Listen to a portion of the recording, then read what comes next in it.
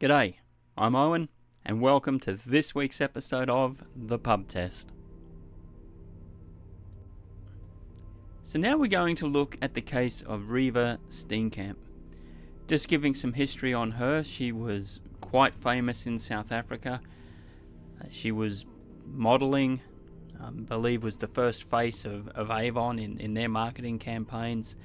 But she'd also gone and done legal studies and was working as a paralegal and was hoping to progress that career down the track. Tragically, she lost her life at the hands of her boyfriend, Oscar Pistorius. And there's no doubt about that. He admitted it straight away that yes, he had shot his girlfriend. Where the issue comes up is whether it was just a tragic accident. See, Oscar was saying that an intruder was in the house and he was defending both himself and Reeva. Other people, though, would say no, he did this intentionally. This was premeditated. Now, this has hit the media just recently because Oscar Pistorius did serve time. He's now out of prison just in the last couple of weeks, and so early 2024, I believe, he was released.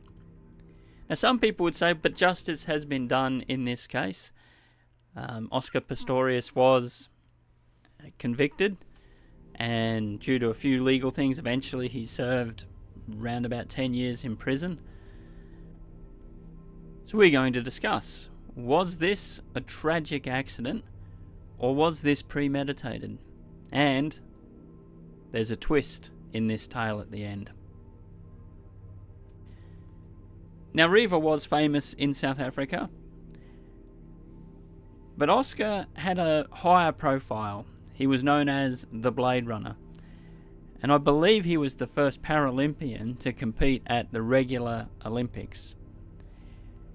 His specialty was the 400-metre run, and in the year of the 2012 London Olympics, he ran the 22nd fastest time in the world for the 400 metres for any athlete.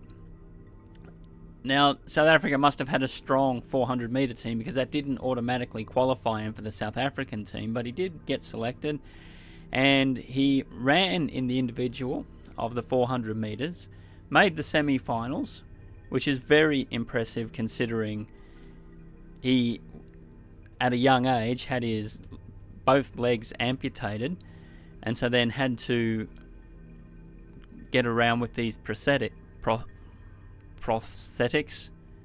I think I've said that right.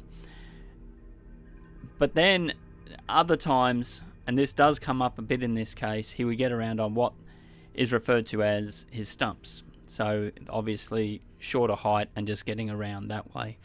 And when you think about going from losing your legs, and they had the operation when he was 11 months old, and then learning how to use these prosthetics would be enough. But he's then, obviously with determination, become an athlete, an Olympian, and competing against able-bodied people. So that is a truly impressive feat. Now, when two people get together, even with high profiles, it doesn't mean that their life is going to be all that easy. They're not going to have any problems at all. In fact, maybe the fame adds to a bit of the issues because people are watching everything you do. You got the paparazzi and everything. And their relationship wasn't perfect, but it did not appear to be terrible. Some messages, though, that were being sent by Reeva before the incident happened did paint a little bit of a picture.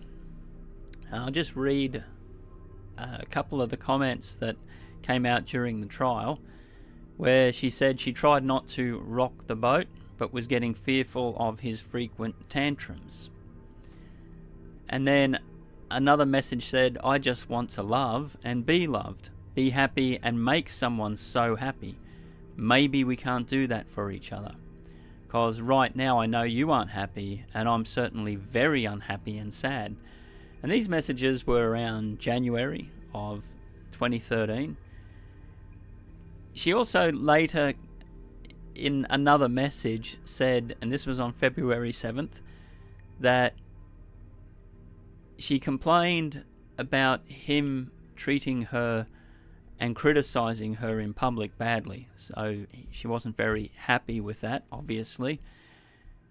But her comment then was, I can't be attacked by outsiders for dating you and be attacked by you, the one person I deserve protection from. So we note that people were giving her warnings about dating Oscar. And maybe some of his actions were raising questions in her mind, we don't know. But they were just snippets of some, many messages that were sent. And they were the only few negative ones in there. And I don't know, but if someone grabbed my phone and went through all the messages and were trying to pick apart little things, I'm sure you could find anything. So whilst those messages do paint a picture, there was a ton of other things that would told a totally different story of two young people being quite happy with each other. Now that message on February the 7th, where she felt that Oscar should be protecting her, it was only a week later, on February 14th of 2013, that she tragically lost her life. Now there's only one person left to actually tell the story of what happened inside that house, and so Oscar presented this version of events. That it was really hot and humid that night, and so he woke up and Reeva was already awake, and they were struggling to sleep because of the heat and humidity. So he went out, closed the balcony windows, brought the fan in from outside, but then, and it was still dark, he then heard a noise from the bathroom. So he whispers to Reeva, call the police.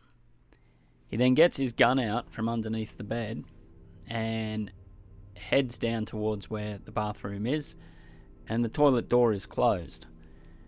And he can hear noises and he knows someone's in there. So he's screaming at the person, apparently while he's going down the hallway, and it wasn't a big apartment, by the way, to get out of the house and for Reeva to call the police. Because he's limited in mobility, because he's getting around on his stumps, he was really nervous about the situation and fired 4 bullets through the bathroom, the toilet door. Then he works out that Reeva wasn't back in the bedroom, and it dawns on him that she was the one inside the toilet. He then knocks the door down with a cricket bat, makes some phone calls, takes her downstairs, but it was too late for her to be saved. Now the prosecution paint a totally different picture of those events, and also a totally different picture of Oscar as a person as well.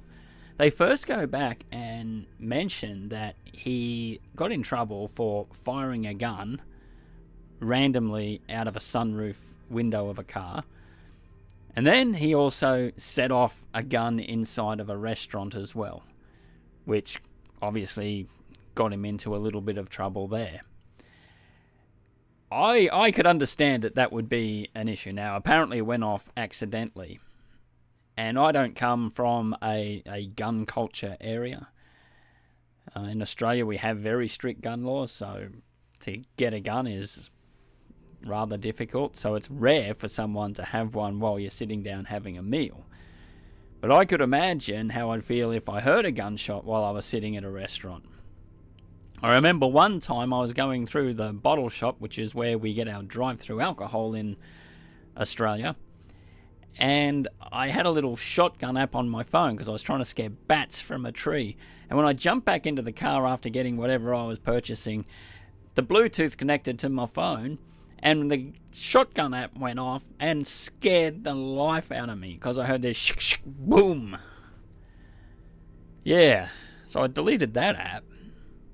So if I'm at a restaurant and I hear a gun go off, I'm not thrilled. I'm not happy.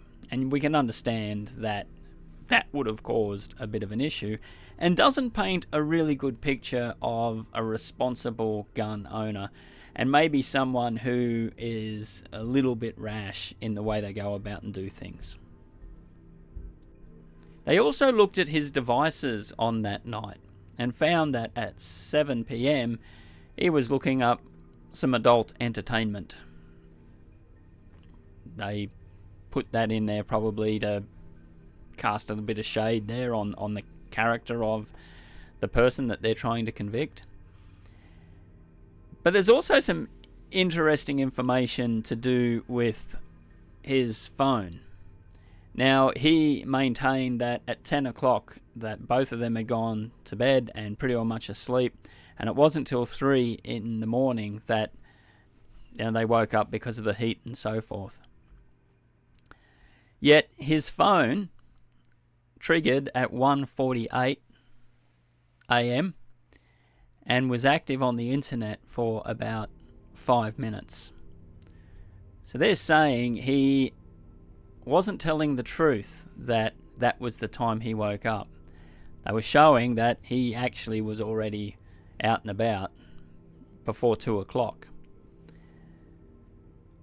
Also in the autopsy, they found in Reeva's stomach pretty much undigested food, which someone said it had to have been consumed within 2 hours. So the story that he tells that they went to bed at 10 and then got up at 3 doesn't quite add up with that evidence. And then they say that a neighbour who had a window open heard screams, heard a bit of an argument, and then a woman screaming, and then the gunshots, and the screaming stopped. And what's interesting about the gunshots as well is they say that this was premeditated because the people heard the shots go first 1 bang and then 3 quickly in succession.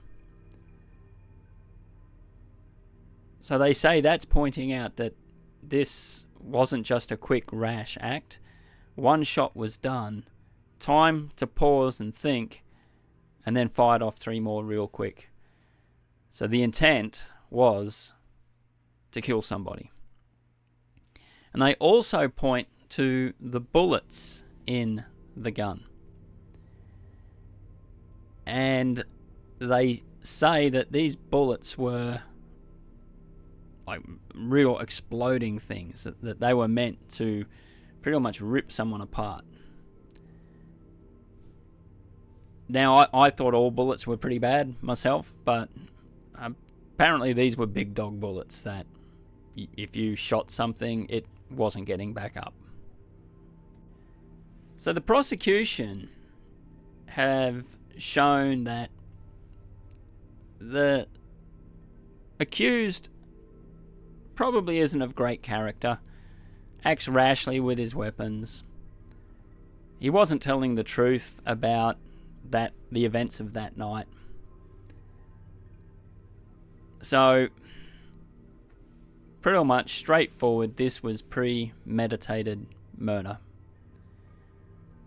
And when you look at all that evidence, that's a fairly easy sell, isn't it? If we're telling that story down at the pub, what would we say right now? Absolutely, that was the case. But let's have a look at the other side of the coin. So when we consider the shooting of the gun outside the car and letting it off inside a restaurant, No one was hurt, no one was harmed. It's not like he was pointing the gun at someone in particular, just trying to randomly shoot someone. Not ideal, but it's hardly character assassinating. And he probably did come from a bit of privilege as well, and being young and famous, you probably think you can get away with a little bit more than most people. And I say he probably did come from privilege because he could afford that operation and get the prosthetics and be able to, focus in on sport as well. They lived in a nice gated community in South Africa, and we are going to touch on the reason for that as well very shortly. But I don't see those two events as such a big thing that would necessarily point to Oscar being a premeditated murderer.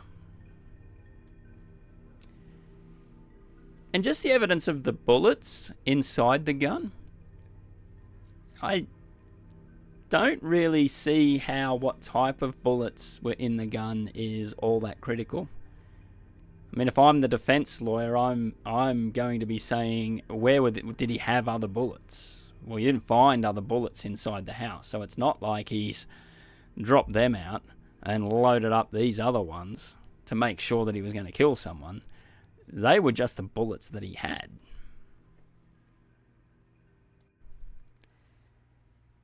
And there was some debate early on, if memory serves me correct, that whether or not he actually was on his stumps or if he was on the legs. But a ballistics expert did come in and prove, no, the story that he told, that he was on his stumps. So he wasn't fully mobile when he got to that toilet door and fired, is rather critical. Because it was a gated community they were living in. Now, I'm not from South Africa. I've never actually been to South Africa. But I've heard some horror stories of what can happen in South Africa. So I do apologise to South Africa Tourism for these comments. But it's like a fairly rough place. You can get the really, really nice homes and these big apartment buildings, and then just a street over, you basically get into slums. And some horrific things can happen in South Africa. So people live inside these gated communities where there's full-time security to make sure that, people aren't coming in to attack you. Now that might seem extreme to many people where we live in the world. It's not like we're crime-free where I live, but you might get some kids or something trying to break in to steal some phones and maybe your car keys and so forth. But they don't come in with, machetes or anything like that to try and hack you to death. Which apparently can happen over there. Now, if you're from South Africa and you totally disagree with those comments, then throw that down. But it's just from what I've heard from people who have come from South Africa. They do say that it is a fairly rugged place to live. And so, with that bit of information, see, it could be considered reasonable for someone in that situation, considering the limitations that he had in that moment. And the fact that his phone became active for 5 minutes. Now, it's possible it was just an app running in the background. I mean, have you ever had that happen? We all probably have our devices on our nightstand or bedside table. You ever woken up and your phone's been on, like the screen's on? Something's happened. I mean, who knows what is on your phone that just starts randomly at some time of the night. And as regards the calling out, the noises, the shouting, and then the shouting stopping, well, there's conflicting reports about that. And also, the person who reported it was 177 metres away. And I'll put up what that is in yards on the screen. But that's a fair distance. Now, I know at night time, sound can travel, but there were people living closer that gave a different version of events. So, that evidence also just, not necessarily 100% accurate as regards trying to convict him. As a defense person, I'm going to be using that quite strongly to say, hey, look, what Oscar's saying is true. And the food as well, which they say was undigested, showing that they'd eaten only 2 hours earlier, so there's no way that the story of going to bed at 10 and getting up at 3 is true, is pretty well disproven, because everybody's a bit different. Like, the digestive system is not the same for everyone, and quite simply, that could have been eaten 5 hours ago. So putting all that together, I could easily make a case to say this was an absolute tragic accident that he really did not intend to hurt his girlfriend in any way. In fact, in his mind, he thought he was out there to protect her. But remember, I did say that there was a twist. So let's have a look at the twist before we ask the question, was justice served in this case? Does it pass the pub test? Now, as a writer, you try to put padding in the story so that the obvious thing isn't straight away seen. But when people read the conclusion, you want them to go, oh, that was so clear, I should have seen that. It has to be believable. But you've got to throw in some other details just to muddy the waters a little so that the story's enjoyable to read. Now, in this case, I think this is a classic example of so much other detail that is just not necessary. The type of bullets in the gun, the phone coming up, randomly, the food. We didn't even talk about the clothes and where Oscar said they were and where they were found and what that proves, because to me that's all just outside noise. Because there is one key detail that I don't think has been discussed. You can correct me if I'm wrong on that. I just can't recall it. But it's simply Reeva apparently was at the bed and he's gone, got the fan, closed the doors, and then he hears a noise in the bathroom. He doesn't turn any lights on, which is fair, because he now thinks there's an intruder. Whispers, and this is his statement, whispers to Reeva, call the police. Now, he doesn't get a response, because she wasn't there. He then gets the gun out from underneath the bed, goes down the hallway calling out, according to him, for Reeva to call the police and for the intruder to get out of the bathroom. Or out of the apartment.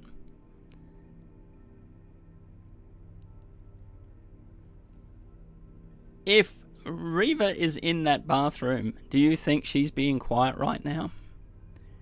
Would she not be screaming out, I'm in here, it's not an intruder, it's just me? I think so. Absolutely. We've all had that happen, I'm sure. Like if you've got a partner, you hear a noise inside the house. Now I know it's a slightly different circumstance, but the first thing you do is you check if your partner's beside you.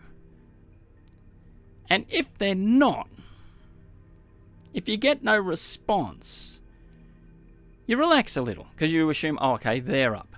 You're still a little bit nervous and you get up and you have a look, You call out, hey, are you in the bathroom? Yeah. It's just me, yeah. And I've had it happen. I've been coming back from the bathroom and I've kicked something and I quickly, it's just me, nothing to worry about. That's normally what would happen. The fact he never got a response is just totally unbelievable. There is no possible way that event could have happened without his girlfriend responding and letting him know, no, it's just me in the bathroom.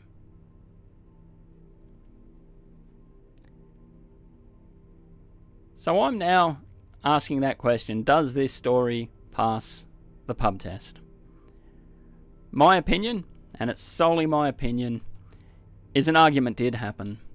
And in a rage and probably losing control, Oscar did go out to intentionally shoot his girlfriend. That's my opinion. I think I could sell that one quite easily. It just, everything else is just noise around it. When we just look at that one detail, surely she would have called out. People did hear screaming. That's undeniable. And no doubt, you'd be screaming if someone was coming at you that way. You see, people did hear screaming, and that's not denied. Whether it was Oscar screaming or not is debatable. People say definitely a woman scream, but in a stressful situation, it could be a male's voice. In Australia, we get giant spiders. We get these huntsmen, which are literally like this. And if you ever see one, and you see some big blokes who will scream, and it's not a deep scream, it's a high-pitched scream where you think it would be a woman's voice screaming. Now, these huntsmen actually can't hurt you, but they are really big. They're not like drop bears that'll come out and drop out like they're basically a drop bear is almost a polar bear-sized animal that lives up in the trees, and if they drop down on you, you're done for. We get them in Australia too, but like a huntsman, it will scare you, won't hurt you. But yeah, you do hear that type of screaming when you see people that see one. So I'm saying that he definitely, intentionally went out to do what he did on that night. And he pretty much was convicted of murder.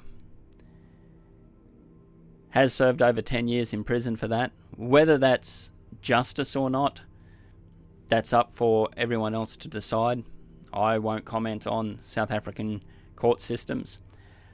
I think Reeva's mother made the comment that should be recognised, that no amount of time is going to bring Reeva back.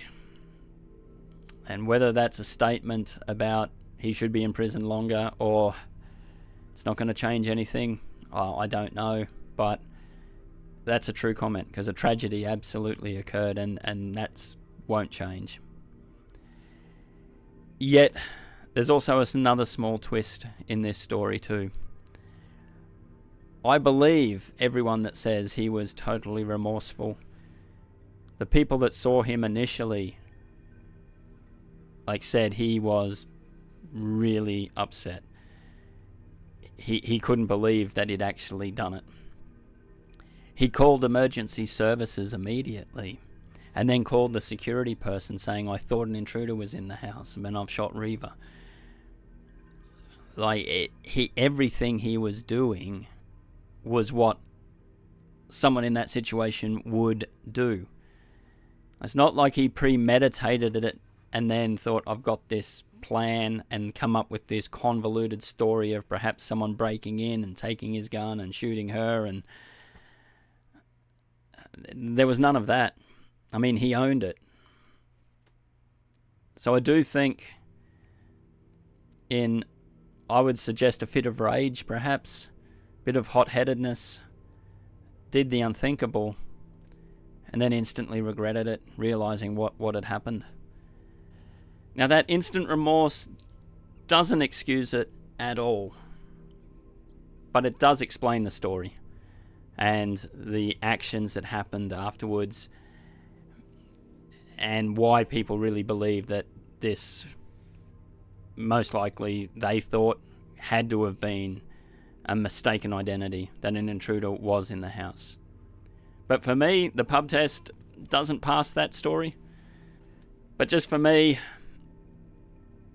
not getting a response from the person inside your house is just too much for me to accept that he really believed an intruder was there. That's my opinion. And so for me, was justice done in this case? Well, he was convicted of it, so yes, I believe it was. So in that case, it does pass the pub test. Now, if you like this video, do the usuals. Make sure you don't miss the next one. The next one's going to be very interesting. I find this one really tricky, and I'm still not sure which way I'm going with it, so look out for it. If you want to help us out too, check out the books, Corporate Jungle. If you like a good mystery, have a read of it. It's pretty cheap if you got a Kindle, so it won't cost you much. But thank you for watching. I'm Owen. You've been watching the pub test, and we'll see you on the next one.